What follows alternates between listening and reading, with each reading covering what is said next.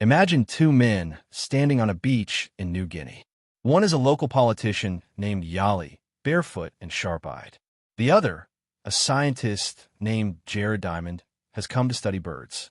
As they walk, Yali turns to Diamond and asks a question so profound it will haunt him for decades. Why is it that you white people developed so much cargo and brought it to New Guinea, but we black people had so little of our own? That single question ignited one of the most ambitious investigations into human history ever written. And today, we explore its groundbreaking answer: the forces of geography, biology, and chance that shape the fates of human societies. Prologue: Yali's question. The book begins with Yali's powerful question, a question that challenges centuries of assumptions about racial or cultural superiority. Why did history unfold differently for different peoples? Why did Europeans conquer the world instead of the other way around? Diamond rejects racist or genetic explanations. Instead, he argues that the differences arose from environmental luck, geography, climate, and the availability of domesticable plants and animals. He sets the stage for a global detective story, tracing how ancient environments and biological accidents determined who would wield guns, who would harbor germs, and who would forge steel. Part 1. From Eden to Cajamarca. Chapter 1. Up to the starting line. Diamond begins by rewinding time to before 11,000 BC, when all humans were still hunter-gatherers. Every society on Earth lived by foraging, hunting animals, collecting wild plants, and moving with the seasons. Yet, even at this point of seeming equality, the seeds of future inequality were already sown in geography.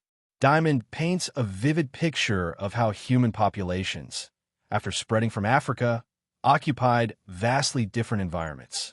Some found themselves in regions teeming with edible plants and easily domesticated animals.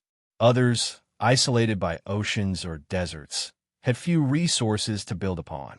He contrasts regions like the Fertile Crescent, where wild wheat and barley grew abundantly, with Australia, where no large mammals could be tamed. By the end of this chapter, it becomes clear that the starting line of human progress wasn't the same everywhere. Nature had given some societies a massive head start through geography and biology long before history began. Chapter 2. A natural experiment of history. Diamond then turns to a real-world experiment, the scattered islands of Polynesia. Despite all being settled by the same ancestral people, Polynesians evolved into strikingly different societies depending on their islands. On fertile islands like Hawaii and Tonga, they built powerful chiefdoms with armies, temples, and specialized labor. On smaller, resource-poor islands like the Chatham Islands, they reverted to small, peaceful hunter-gatherer tribes. The difference wasn't cultural, it was environmental. Fertile soils, larger land areas, and reliable rainfall produced food surpluses, which in turn supported leaders, soldiers, and artisans. Harsh or barren islands limited human ambition. Diamond uses this as a microcosm for world history. Geography molds destiny. Chapter 3. Collision at Cajamarca. November 16, 1532. The Inca Emperor Atahualpa meets the Spanish conquistador Francisco Pizarro in the Peruvian city of Cajamarca. The Incas number in the tens of thousands, the Spaniards barely 200. Yet within hours, Atahualpa is captured, and his empire begins to collapse. Diamond dissects this encounter like a scientist examining an explosion. How could so few defeat so many? The answer lies in accumulated advantages: steel weapons and armor, horses for mobility, and written communication that allowed Spaniards to learn from previous conquests. Most deadly of all were germs, diseases like smallpox that had ravaged the Americas even before the Spanish arrived. The collision at Cajamarca wasn't just a battle. It was the moment when 13,000 years of environmental and technological divergence met face to face. The conquest wasn't about superior intelligence. It was about geography's long chain of consequences. Part 2. The rise and spread of food production. Chapter 4. Farmer power. Diamond argues that the shift from foraging to farming was the single greatest revolution in human history.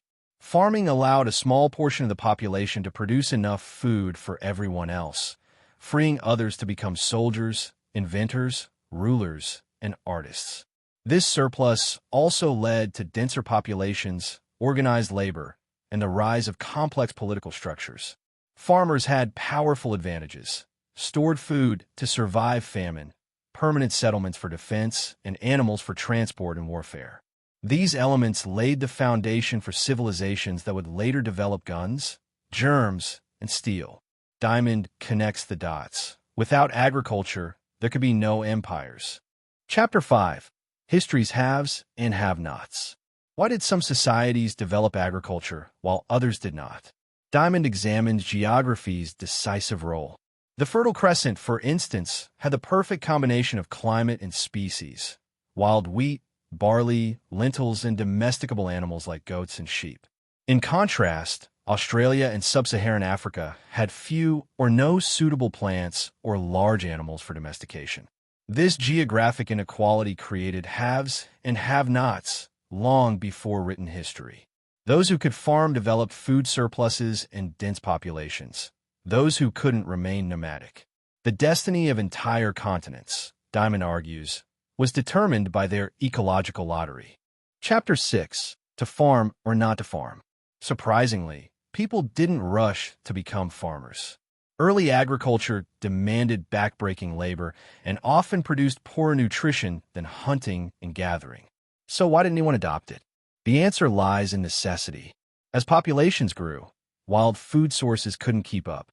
Farming was born out of desperation and opportunity. In fertile areas, cultivation became irresistible. In less favorable ones, people clung to foraging until contact with farmers forced change. Diamond notes that agriculture wasn't an invention so much as an evolution. Many societies independently discovered farming as environmental pressures mounted. Chapter 7. How to Make an Almond. Diamond explores how ancient humans unintentionally transformed wild plants into domesticated crops. Through generations of selective gathering, they chose plants that tasted better, grew faster, or were easier to harvest. Bitter almonds became sweet, while wheat grew plumper. This unconscious selection changed the genetic makeup of plants long before the science of genetics existed. He emphasizes that domestication was an act of patience and observation, not design. Farmers didn't know they were performing experiments in evolution. They were simply improving their food.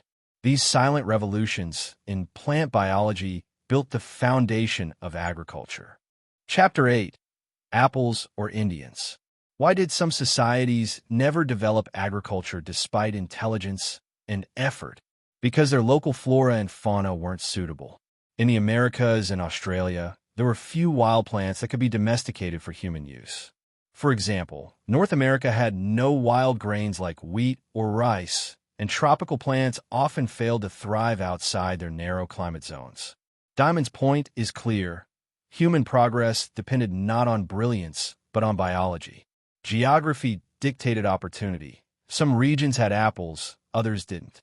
The Native Americans and indigenous Australians weren't backward. They were simply isolated from nature's best raw materials. Chapter 9. Zebras, Unhappy Marriages, and the Anna Karenina Principle. When it comes to animals, Diamond explains that successful domestication depends on several specific traits: a manageable diet, quick growth, a calm temperament, a willingness to breed in captivity, and a social hierarchy humans can exploit. Most species fail at one or more of these tests. He calls this the Anna Karenina Principle. Every domesticated species is the same in all the ways that make domestication possible, but every undomesticated species fails in its own way. Zebras, for instance, are too aggressive, cheetahs too solitary, elephants too slow to reproduce. Only a small handful, dogs, cows, sheep, pigs, goats, and horses, fit the bill, and they transform human societies. Chapter 10. Spacious Skies and Tilted Axes. In one of Diamond's most compelling insights, he argues that the orientation of continents determine the pace of human development. Eurasia stretches east to west, meaning crops and animals could spread across similar climates and latitudes. In contrast, the Americas and Africa run north to south, crossing drastic climate zones that block the diffusion of ideas and agriculture. This tilt of the continents explains why innovations like farming, writing, and metallurgy spread rapidly across Eurasia but crawled or failed elsewhere. It's a breathtakingly simple but powerful idea. The shape of the land itself guided the flow of human progress. Part 3. From Food to Guns, Germs, and Steel. Chapter 11. Lethal Gift of Livestock. Diamond begins by confronting one of history's most devastating weapons, germs. He explains that many of the deadliest diseases in human history, smallpox, measles, influenza, and tuberculosis, originated from domesticated animals. When humans began living closely with livestock, pathogens leapt across species boundaries and evolved to infect people. Over generations, these diseases devastated early farming societies, but survivors developed immunity. When Europeans later explored and colonized other continents, they carried these germs with them, wiping out up to 90% of indigenous populations in the Americas and the Pacific. The imbalance wasn't biological destiny. It was the product of geography. Regions with more domestic animals bred both prosperity and plagues. Diamond calls this the lethal gift of livestock, a grim advantage that helped Eurasia conquer the world. Chapter 12. Blueprints and Borrowed Letters.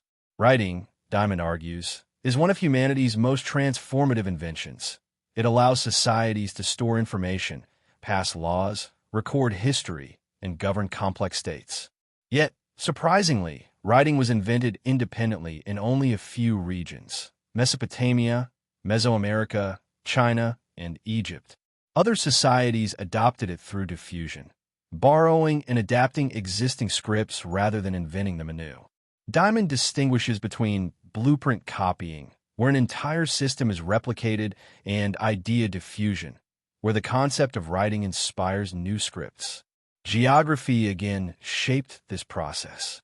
Eurasia's east-west orientation facilitated the spread of writing across similar latitudes, while isolation stifled the Americas and Australia.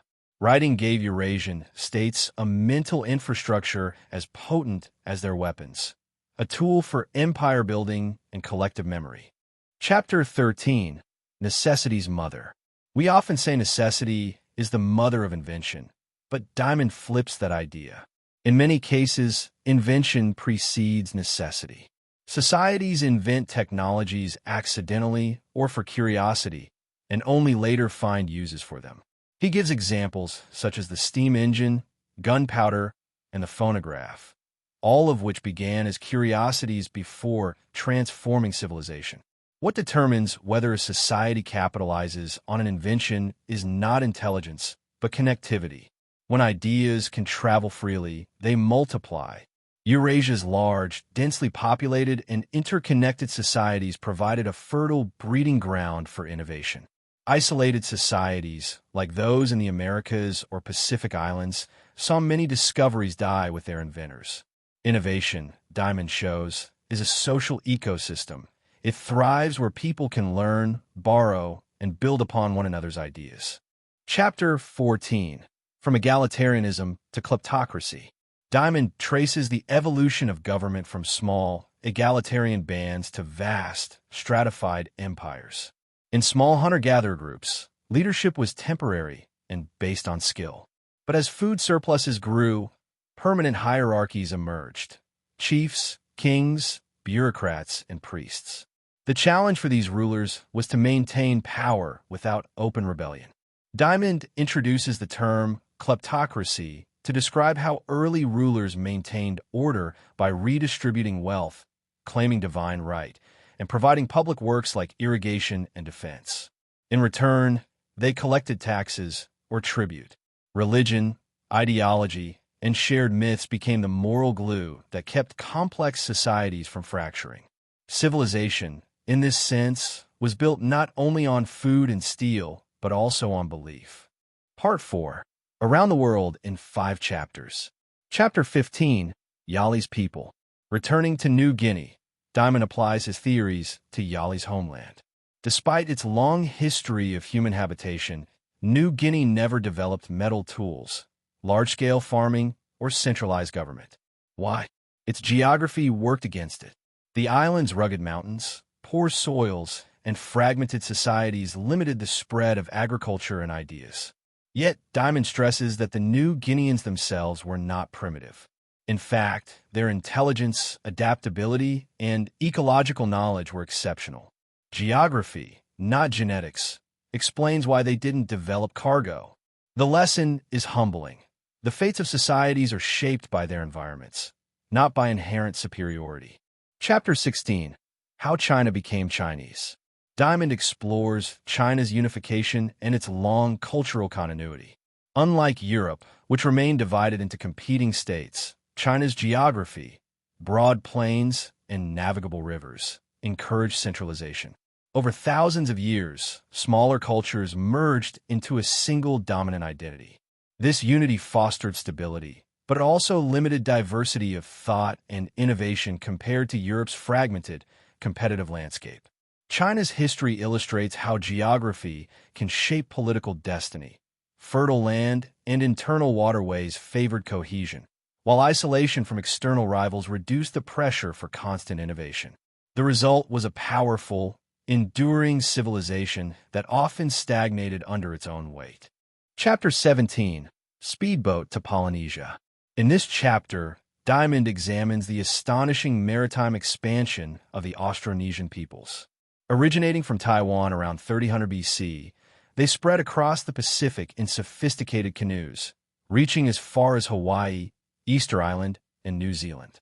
Using the same language family, crops, and animals, they created a web of related cultures adapted to their environments.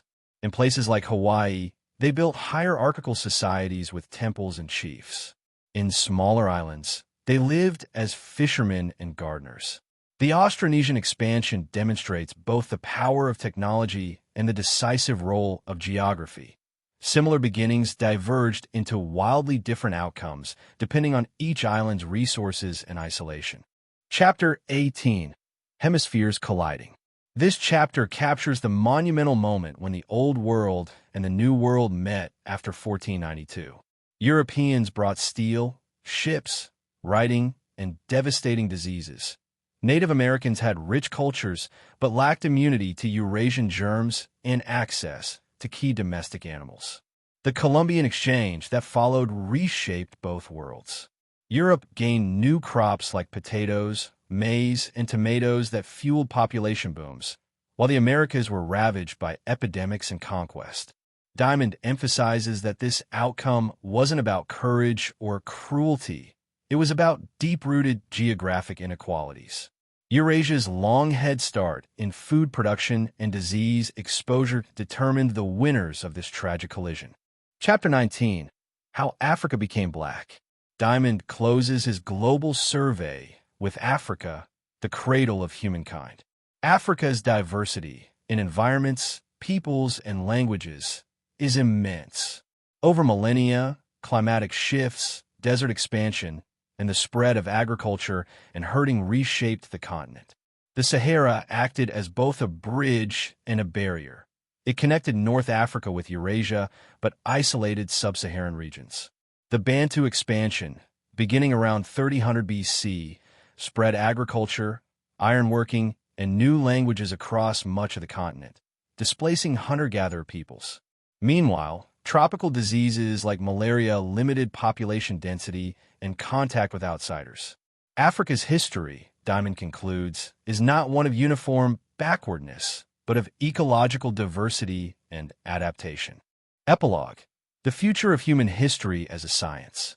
Diamond ends with a bold vision: to treat history not just as storytelling, but as a science governed by cause and effect. By studying how geography, ecology, and biology shaped human societies, we can understand not only the past, but also the future. He urges readers to abandon racial myths and embrace a global, environmental perspective. History's great disparities arose from differences in the land, not the people. The same forces that once divided humanity can, if understood, help us build a more equal and sustainable world. Diamond's message is both sobering and hopeful. Geography may have set the stage, but knowledge and empathy can rewrite the play. In the end, guns, germs, and steel isn't a story about race or destiny. It's a story about environments, accidents, and the astonishing adaptability of humankind. Yali's question reminds us that the world we inherited was forged not by superiority, but by circumstance. And by understanding that, perhaps we can rewrite the next chapter of our shared history.